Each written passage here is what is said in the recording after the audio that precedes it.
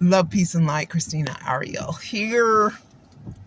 While I'm waiting for this extremely long line to leave the park, I want to talk about something. I guess it's died down now about what Shaq's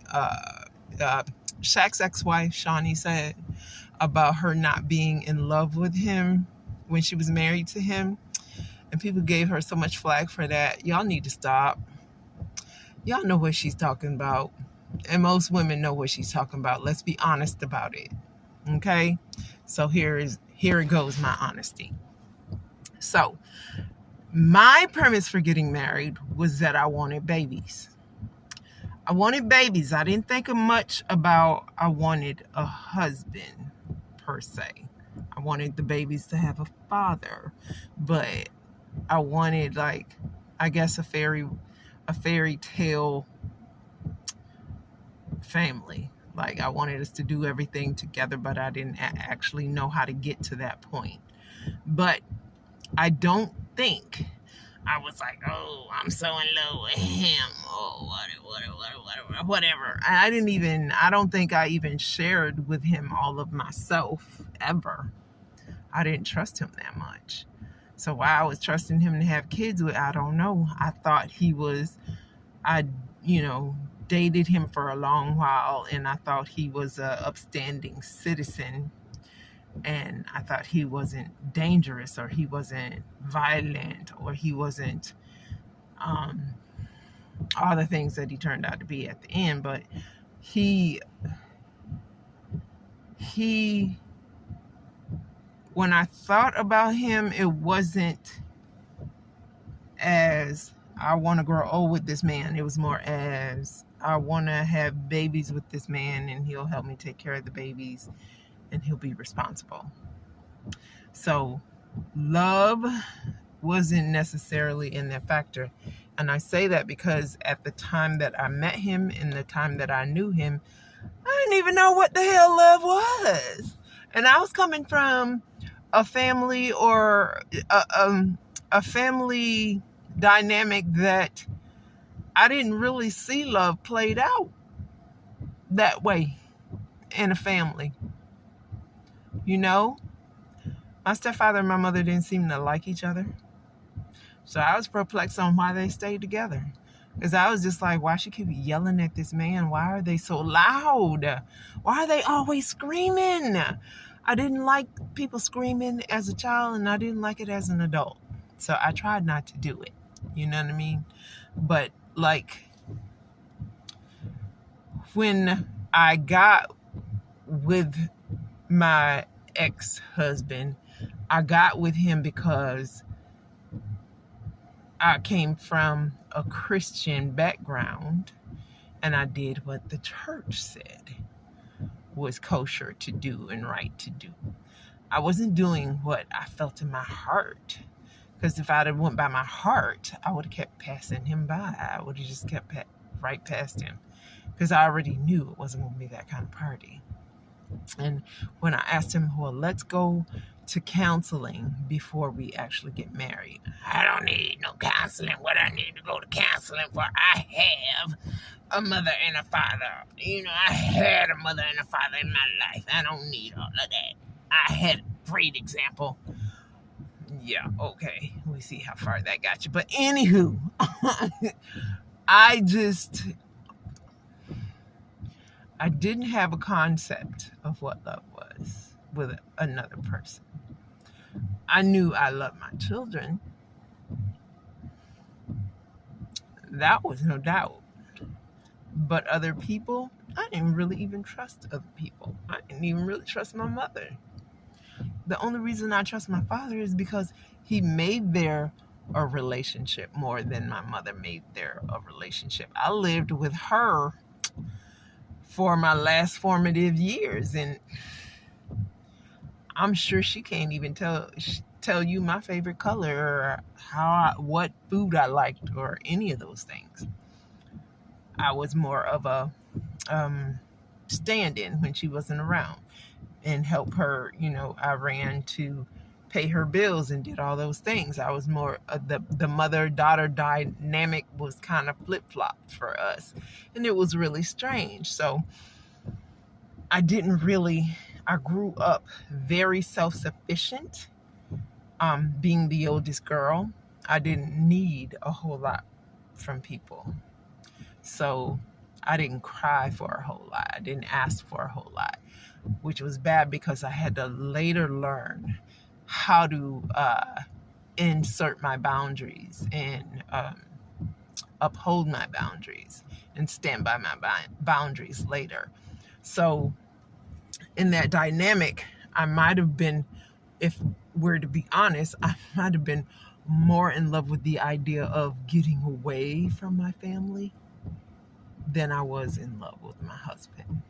You know what I'm saying? And what kicked it off was when I found out he was cheating, and I had walked my happy behind to the lady's house because he cheated. He lacked creativity. He cheated right down the street from the house. So when I walked over to the woman's house, and mind you, her front door was open, but her screen door was locked. And something within me said, really, this is where you are right now? Like Christina Ariel, what you gonna do if the girl comes to the door? What you gonna do? Do you even love this man enough to fight for him? I mean, is that what you want to do right now? And I thought about it, and I thought, do I love him? I really don't give a damn. She can have his sorry ass. Why I'm even here? So I knocked on the door at that point just because of a pride thing. You know what I'm saying? I need to let her know that I know. She never, of course, the next door neighbor saw me and said, oh shit. And then I'm assuming she went back in and called the woman and said, don't come to the door. You know what I'm saying? The wife is at the door. So it's just like, after that episode, I was like, you know what? I'm not doing this shit anymore. I don't even like this brother. Why am I still here with him? What am I holding on to so hard for? What exactly am I getting out of this? Like, this is ridiculous. So I walked my happy butt back to my house. And I was like, I made a promise to me. I'm never going to do this again. It's over. It's time to let it go. But at the end of the day, I got myself into that situation because I thought I had to be or do things a certain way. I thought I had to marry this man because I had babies by him. I didn't have to do anything. I could have not had the babies. I could have had more confidence in myself and more confidence in God that there's more than one way to have children. Like, I pressured myself so hard at 28. I had my first child at 21. And then I had my second child at like 28, 29. And then my third child in my 30s. So it's like, I felt like I had to do this cookie cutter thing, and I had to do it the right way. And I was like, why am I putting all these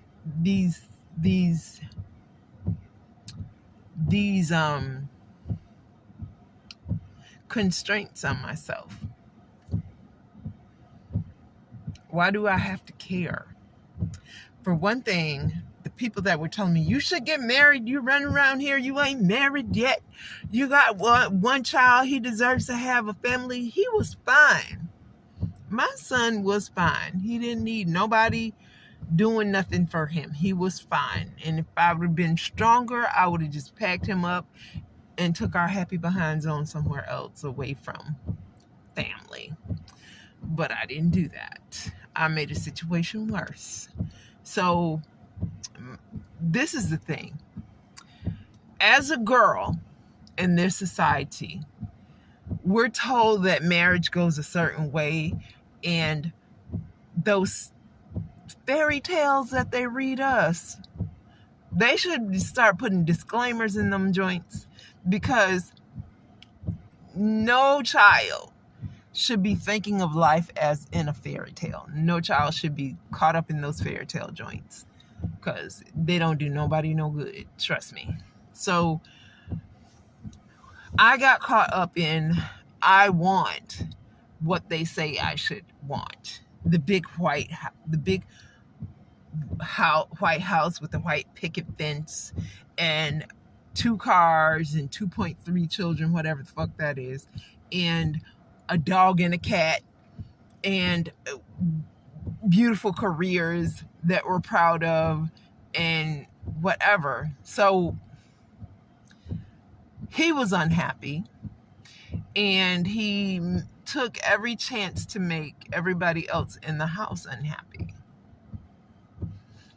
Because I wasn't the woman he wanted. I'm not the Millie Mouth, quiet, whatever you like kind of wife. That was not me. You tell me what you want, I'm gonna fix it for you. I'm gonna buy your favorite things, because that's just how I was raised to do from my granny. Now,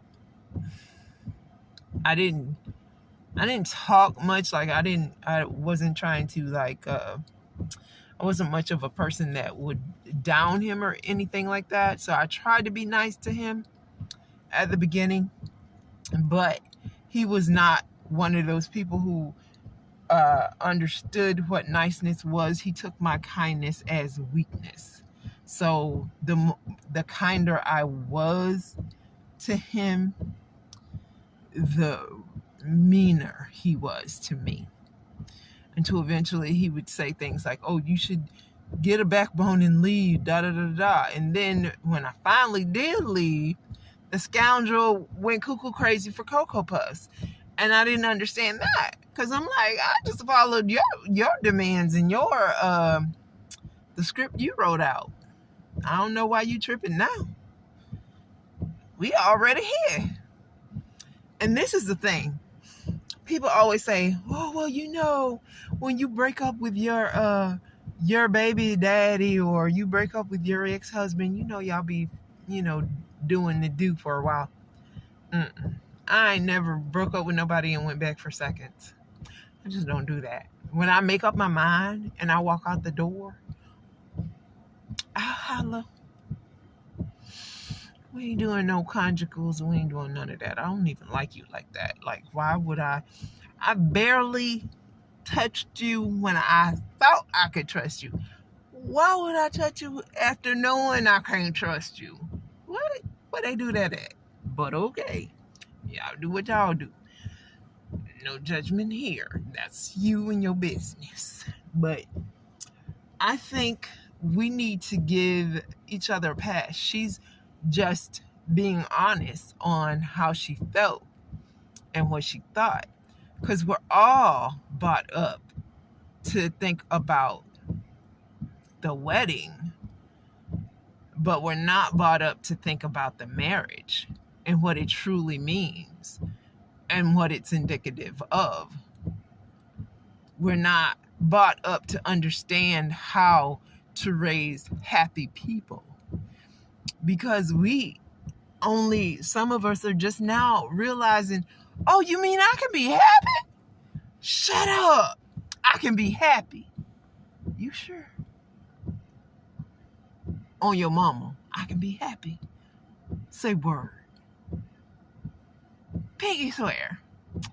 You know what I'm saying? So a lot of us are in a healing process now. And in that healing process, we are being brutally honest about our feelings, our true feelings. You understand? We're being authentically us. And I think a lot of people can handle it. They cannot handle it. They like, what the hell? They wanted to crucify that woman. She said what she said. And guess what? She gave a pass for a lot of y'all to be honest with yourself. And I think that's the problem. People don't want to look at themselves. They don't want to open up that shadow. They don't want to go in that closet and pull that shadow out. Shadow work is some of the most painful, arduous, scary, mental work you ever do on yourself. And a lot of people don't want to pull it up. They don't want to pull it out. They don't want to tell the truth of what it is. You understand what I'm saying? So, in this day and age, we're being given a chance to raise the frequency and the consciousness on the planet. And a lot of people are opting to do that. And so I think a lot more people are going to get upset for the rest of the year.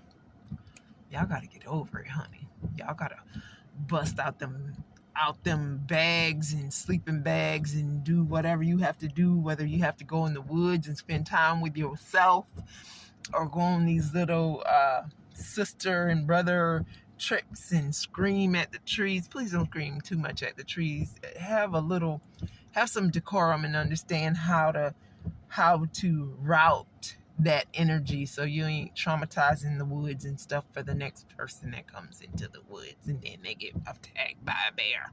Like, come on now. We got to put that energy somewhere because energy never dies, right?